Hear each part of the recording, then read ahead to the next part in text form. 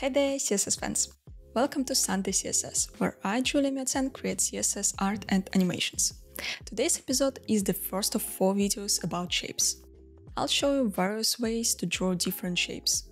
I use portraits by Mark Rice for it. In the fourth part, I'll show how to bring them to life. So grab the cup of coffee, sit back, and let's get started.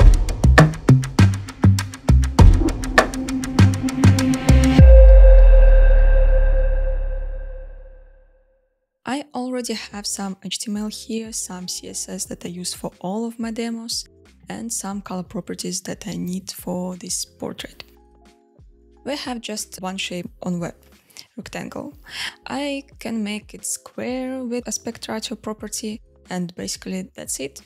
But also we have some beautifying properties like border radius, gradients, masks, box shadow, transform, and others. All of these properties help me to draw non-square shapes. I have only 3 blocks here. Don't worry, I'll explain it later. Every block has 2 pseudo elements, so I have not 3, but 9 elements here. The body part is the first element, neck is second, head is third. I could make ears and hair as faces shadows, but I won't because it will be hard to animate in the end. So I'll do ears and hair as separate 4 element. The forelock is the 5th, eyes are the 6th, and glasses are the 7th. And the last one for the smile. So there are just 8 elements.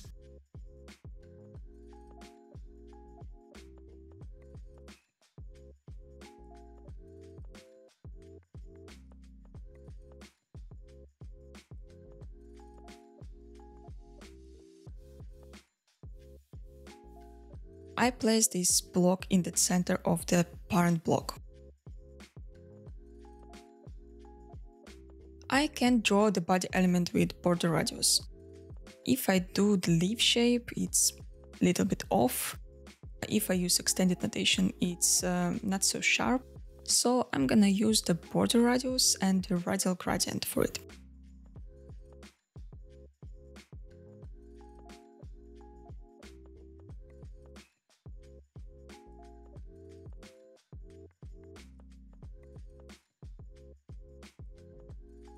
I use radial gradient, but not the default one.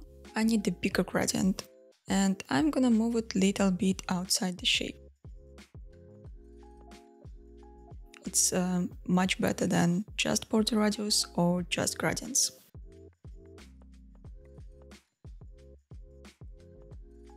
This collarbone is a linear gradient with size and position.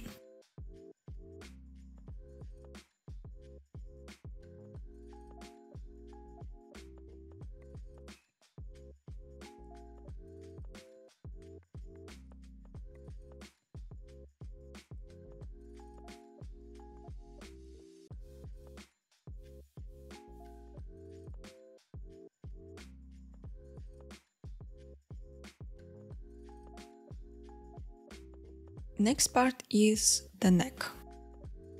It's not really a rectangle, but almost. I can use the simple mask image with a linear gradient here.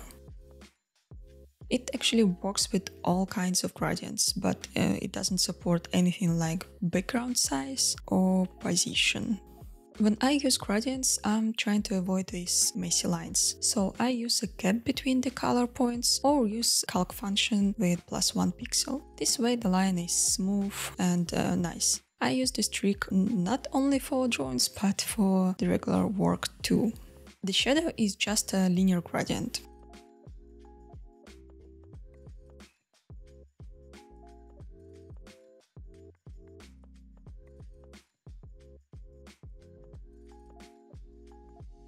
Next part is a hat, and it's difficult to imagine the result, but please, do your best, I believe in you.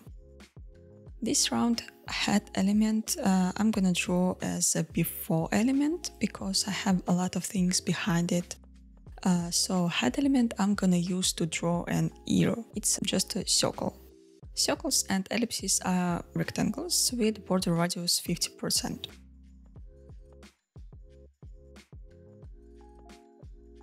If you see other round elements, it's the sign that you can use box shadow to duplicate the original circle. And also I can change the size of these duplicates with the fourth number of the box shadow property, spread radius.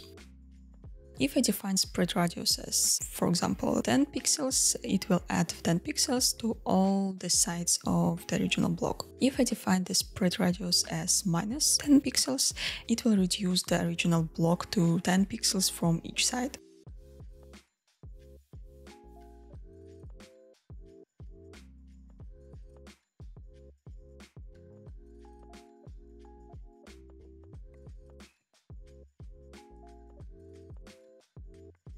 The hat is done. And now I have really strange picture like colorful clouds and weird shape here. I'll draw a face now and it's gonna make more sense, I promise. This is a round shape we already did right now, so I'll just repeat the same thing.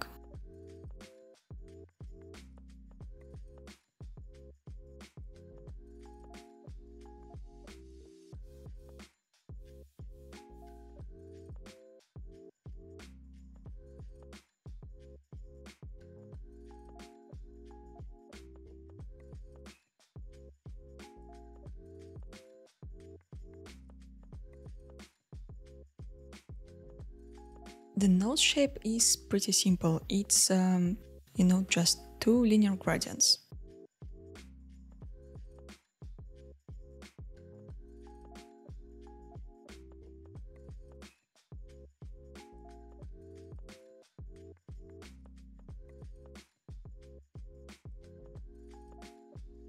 Also, I need one more gradient for the hair.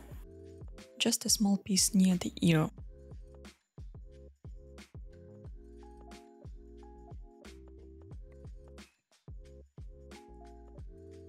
Yep, that's it.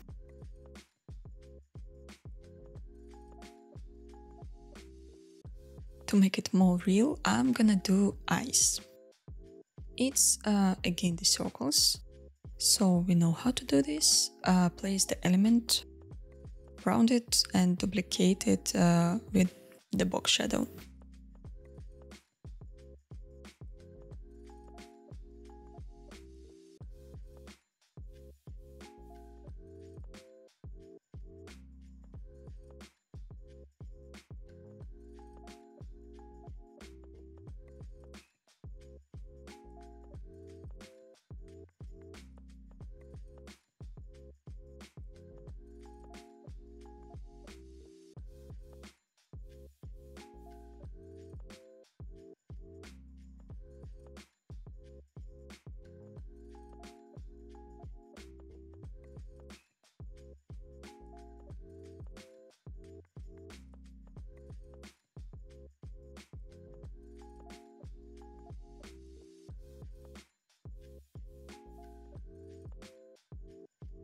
So let's finish the hair part.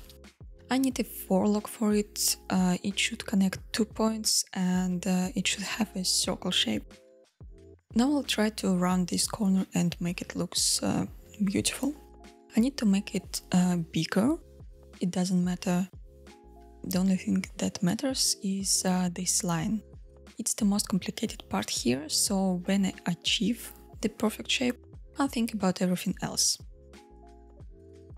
Well, yep, now it looks good. And I already showed you how to partly fill the block with different gradients, but it's not the only option that we have. I can fill this block with the inner shadow, and to make it more flat, I'll use the spread radius.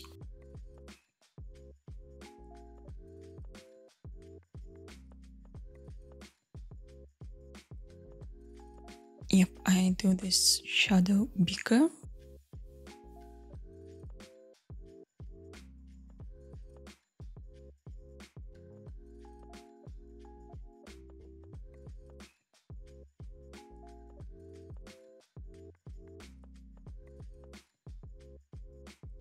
Glasses are also a circle, but with no background, just a border. And I'll start from the border.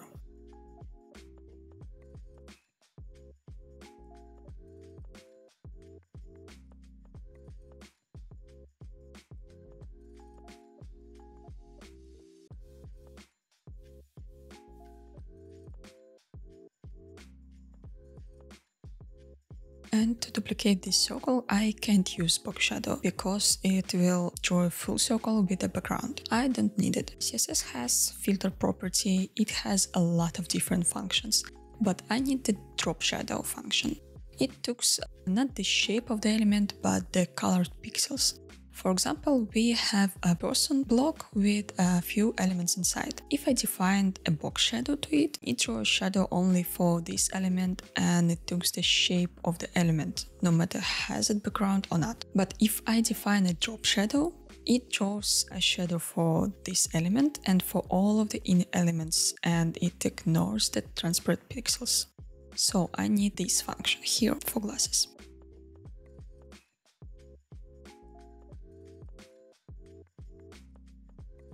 Actually, it's almost done. The last element is a smile and it's the same as for log. I need a block with border radius.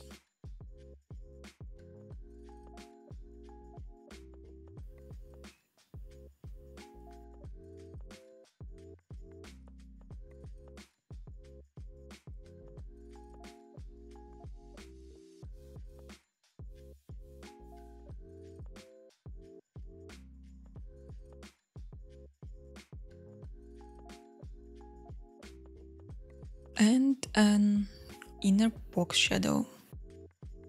Again, I need to make it wider.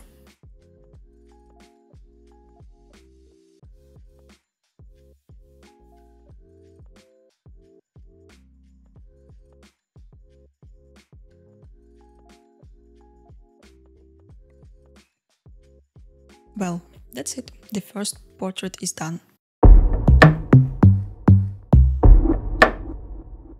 We learn how to use image, mask, border radius, box shadow, inner box shadow, partial filling with linear gradient and radial gradient, and drop shadow function. It's a lot, but it's just the first of 4 videos about shapes. Share your portraits in comments or tag me on Twitter if you repeat after me. Like this episode, write a comment, subscribe to my channel. See you every other week. Bye!